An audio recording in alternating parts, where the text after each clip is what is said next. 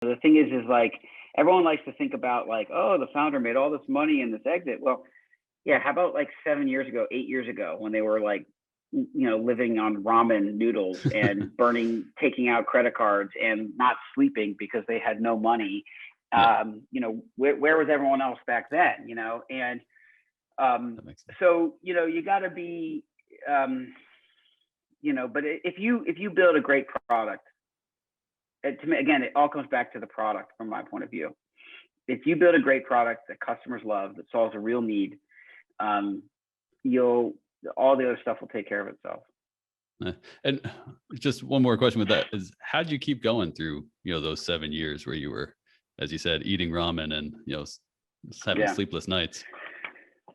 So I have a philosophy that there are two types of successful founders, only two. Mm-hmm. There's the Steve Jobs type, the Elon Musk type, the true visionaries, like just true visionary, rare human beings, rare human beings. And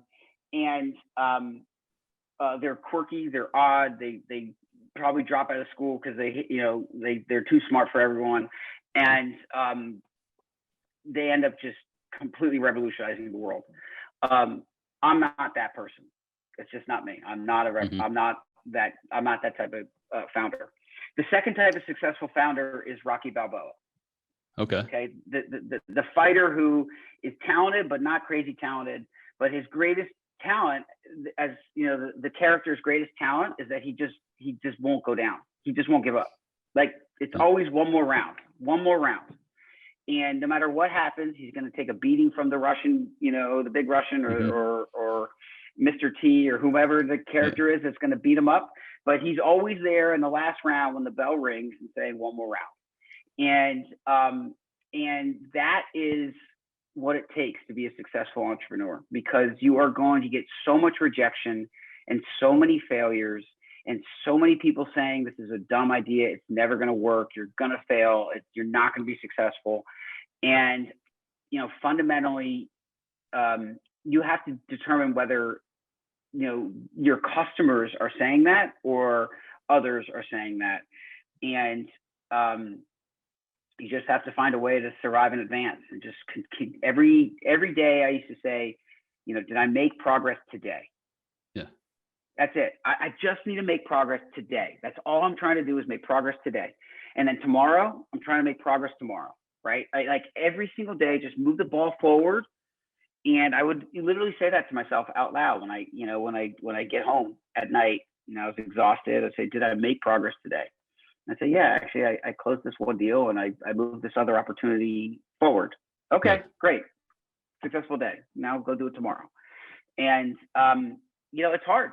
It's really hard. I think the hardest part about being an entrepreneur is the financial stress it puts on your family. Most people don't talk about that, but it was, when I first started my first company, I had a newborn baby, and my wife had stopped working. She was a high risk pregnancy, and so she had to stop working. She was on bed rest.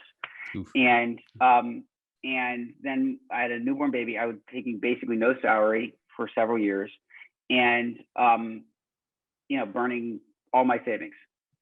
And it was really hard. It was very, very stressful. And I was more stressed about my own personal money than I was about success for the business. But I believed in it, and I just have the kind of Rocky Balboa mentality where I'm just literally, I'm just gonna keep getting up off the mat, and I'm gonna keep coming forward, and it doesn't matter how much you punch me in the face. Like, I'm just gonna keep moving forward. Yeah. I love that. That's me. That's my, yeah. That's fantastic. And I don't want to take up too much of your time. I really can't thank you enough for all these insights and for your time. Could you tell us, what's next for you and Impact Product? Yeah. And So my next thing is Impact Product. It's the kind of core it's a product analytics, user analytics tool. The core differentiation is that it's actually something that's so easy to use that literally everyone on the team can use it.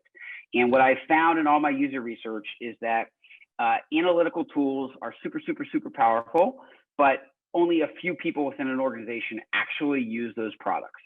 And so there's a lot of people who need to know what's going on in the products with our customers, with our users, who best case scenario can ask someone else to run a report. In most cases, in some cases, they don't have anything. And in some cases, they can ask someone else to run a report. And the reason why these other products don't get used or implemented is because they're basically designed and created with the persona of the analytical guru in mind. That's who they're building for. They're building for this analytical guru who needs everything. They need switches and filters and all these type of ways to slice and dice and find the needle in the haystack. And that's awesome. I'm not dismissing that at all. That's a super powerful, super valuable use case. But there's a lot of people who look at those user experiences and say, man, I have no idea how to use this product. And all I want to do is answer this basic question. Yeah. How do I answer this basic question? Are people using this thing? How frequently are they using it? Are they using it more than once after they use it, right? Are they getting stuck somewhere in the process? That's all I want to know. And I don't want all this stuff. And so the two big bottlenecks are developer support for instrumentation of all the buttons and links and all that stuff, and the user experience of these dashboard query building heavy analytical tools. And so what we've done with Impact Product is we said, let's kill both of those.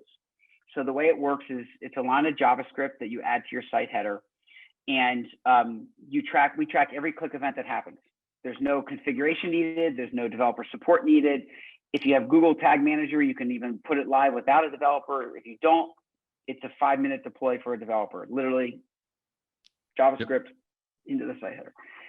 There's no PII captured with the JavaScript, so from a privacy perspective, and there's no impact on page load. But the beauty of that is that everything is tracked at all times. There's no developer support needed. And the second big thing we did is we said no analytical tool dashboard. So the way our product works is it's an Chrome extension. So you open up your own product, you find the thing that you want to get information on. You open up our Chrome extension, you click on the button or link in your own product, and we give you metrics there. We're using the HEART framework from Google, so happiness, engagement, adoption, retention, and task success. And then we have metrics underneath that. So we can tell you for any button or user flow, if you want to create a user flow, you just go click, click, click. These are the 3 steps of the user flow. Or maybe there's a couple of steps in between, whatever. We'll give you key task success metrics, number of uniques going through it, conversion rates, time on task, time in between each step. Okay. And what's great about that is that if you find a usability problem, then you can do your user research on it. You can run your qual research. So it really goes hand in hand and empowers your qual research testing that you can do. But it's so simple. Everyone can use it because all you do is you just open up your product, you click on a button, and you get the metrics right there. Adoption rates, reuse rates, and task success.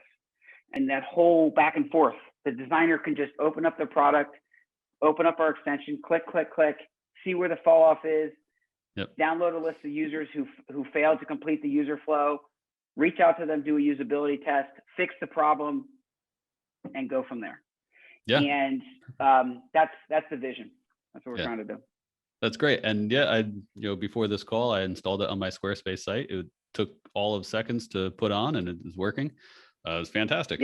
And I can relate to all those problems you mentioned, working at big companies, trying to get the information that you need, and also mentor students. And we do a course on analytics, and most of them get very scared when that part of the course comes up and don't want really anything to do with it, because it is just kind of makes them go a little fuzzy when they're looking at all the different things you can do in Google Analytics. So it's fantastic. Where can people go to get in touch with you?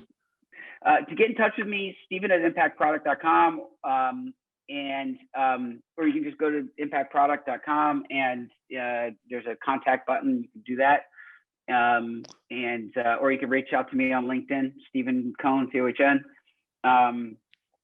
and love to chat. Cool. Honestly, again, I can't thank you enough for taking all this time. I really appreciate it, and I hope you had fun doing this. So Awesome. I did. I love talking product and startups, and